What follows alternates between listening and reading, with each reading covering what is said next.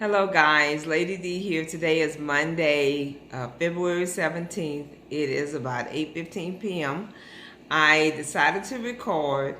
I am going to have a video coming out each Monday to be more consistent in the videos that's going to be going forward. The videos I'm making currently are for the people who would like to excel but don't have the time to accumulate the information for themselves. So I'm gonna be your cheat sheet and gonna help summarize some of the information for you, and give you key points on what you need to do in order to become an entrepreneur and become self-employed. There are tax benefits to being an entrepreneur. There are also pros and cons, and I will be speaking to different business owners that's going to share with you some of the pros and some of the cons of being self-employed. And tonight I did make some notes, so I'm going to be reading and share some of the things with you that you should kind of think about, when you get ready to start a business. People that should consider it are people that's, again, I had talked about having a relationship with yourself, knowing yourself. If you are self-sufficient, and I looked up the definition of being self-sufficient and independent, a self-sufficient person is someone that is emotionally and intellectually independent, needing no outside help and satisfies one's own basic needs. So if you're a person that don't have to have a babysitter, someone that's having to be your cheerleader all the time, you're a self-starter, then being self-employed may be an avenue you should consider looking into.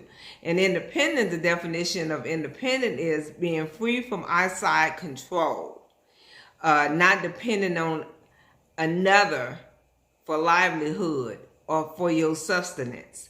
So if you're tired of you working and there's things that you would like to have, and what you're doing currently, you can't see it happening, then you may consider, becoming an entrepreneur and becoming self-employed. That doesn't mean you have to walk away from your current job. It could be something you start out part-time. But again, this is what these videos are for.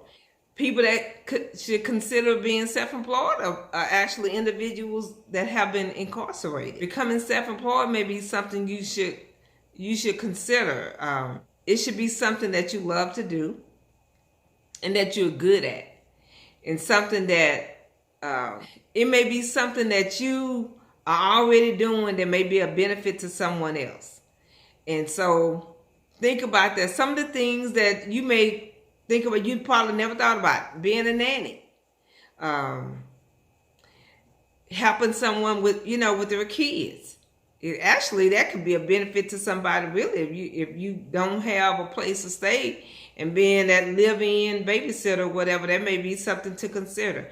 Being a mobile mechanic, if you're good at working on cars and something, you may be the person, instead of them coming to you, you can start a business to where you actually go to them. A handyman. There are a lot of women that have things that they need to have done, and they don't know how to do it or know anyone that they actually trust, to come in their house and do stuff. That may be a business that you can consider doing that as well. If you're a person that's organized, there are people who, I'm not necessarily talking about being like a housekeeper, but there are people that house is just disorganized, and they need someone to come in and help them to get it straightened up so they can kind of maintain it once you organize them. But you may be good at that. That may be a business that you could think about doing. And if you kind of like thinking, I'm too old, or I don't have money, or anything like that, I just want to give you some examples of some people. Henry Ford had only a third grade education. We talking about Ford automobile. He only had a third grade education, and he started with no money when he started his company. William Wrigley Jr., the one that from the Wrigley chewing gum that that you see in the stores, he was a traveling salesman. And he realized that the people loved the gum that he was giving away as a little gift more than they actually loved the product that he was selling. So he bought the company, and then that's how he got started with his business. King Gillette of the Gillette razor, he came up with the best version of a safety razor because he was actually trying to shave on a moving train and knew how difficult it was. So like that idea came to him to do that. So these are just some ideas. People started, it just an idea came to them. They had a way of doing something better, and that's how things get started. Mary Kay Ash, she was actually retired. She was writing out what she did while she was working and realized that was a wonderful business plan, and that's how she started Mary Kay, and she was over 40. The Colonel from Kentucky Fried Chicken, he actually was 62 when he franchised his business because he retired and he realized he wasn't making enough money. So things can happen like that, and that's how people can become millionaires, just with a thought and putting that work in. Again, it's seed, it's time, and it's harvest. You plant that seed, it's going to take some time for it to come into fruition, then you reap the harvest. It's just like when you plant something. It doesn't pop up overnight. If you get something overnight, it's not going to last because it didn't have time to become healthy. So you want to make sure you just aware it's going to take seed, time, and harvest. There are benefits to being a business owner. Again, there's tax breaks, but there are also pros and cons. And again, we're going to be speaking with some business owners that's going to share some of those things with you. And I just kind of wanted to point out that when you kind of get started, you need to settle on your idea, like a business idea. What do you love to do? Then kind of figure out why you love doing it. It should be based on something that you're passionate about and something that you can do day in and day out.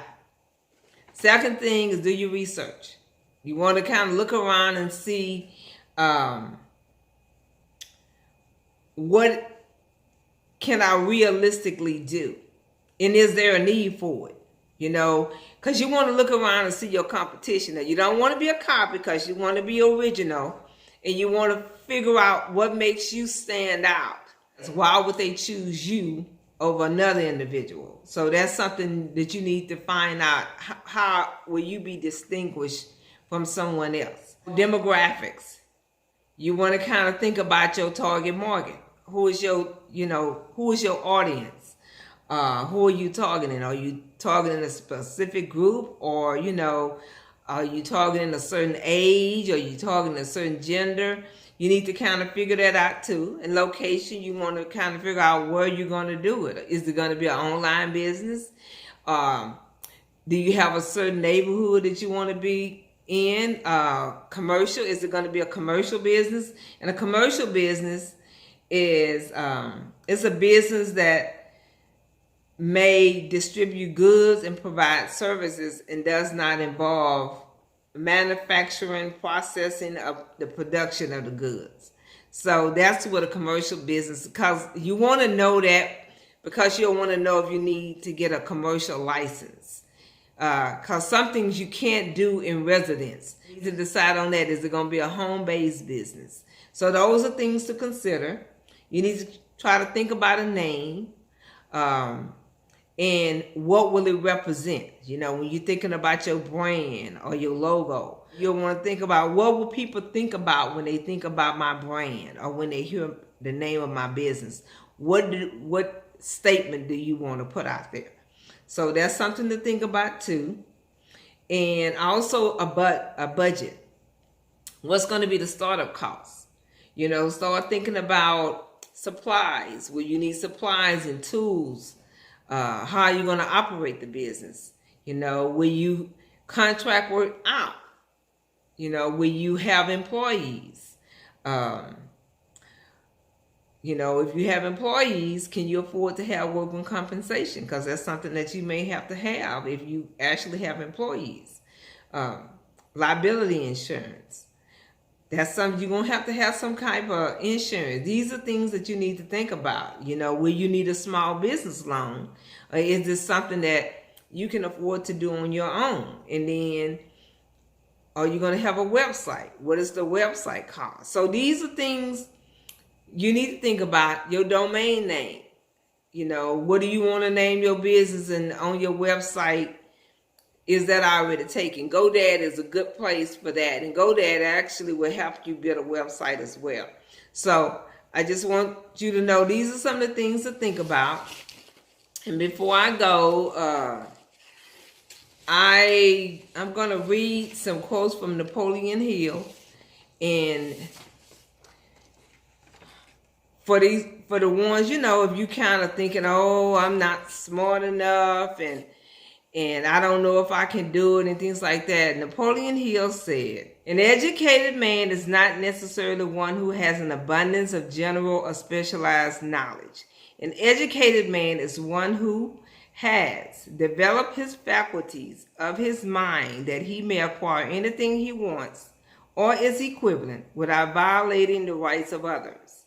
A genius is simply one who has taken full possession of his own mind and directed it toward objectives of his own choosing without permitting outside influences to discourage or mislead him. And one of the things that I would like to say to you, once you become serious and you really want to make this happen, your objective will become your priority. Your mindset is going to change. The people you used to hang out with, you're not going to hang out with them anymore because you're not going to have the time. Again, the seed time and harvest. If things are not going the way that you think that they should, don't focus on your failures. Focus on what you learn from them. One of the things I learned when I was in Arizona, I used to get lost all the time. My daughter was my GPS back in the day. Now, the thing that I could tell you, I may not be able to tell you how to get there, but I could certainly tell you which way not to go. So I just, again, want you guys to just keep in mind the two things that are so important. Napoleon Hill's book, Think and Grow Rich, was considered, it says that he's made more millionaires than anybody else in the world.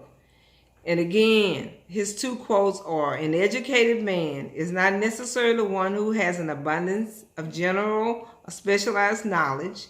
An educated man is one who has developed the faculties of his mind that he may acquire anything he wants or is equivalent without violating the rights of others.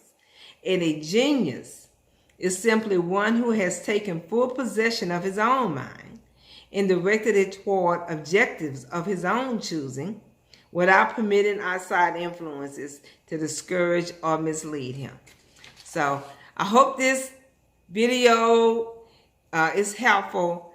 If you like it, share it. Know that I will have another one coming in Monday where I will be interviewing a business owner. So let me know what you guys think, and have a good evening.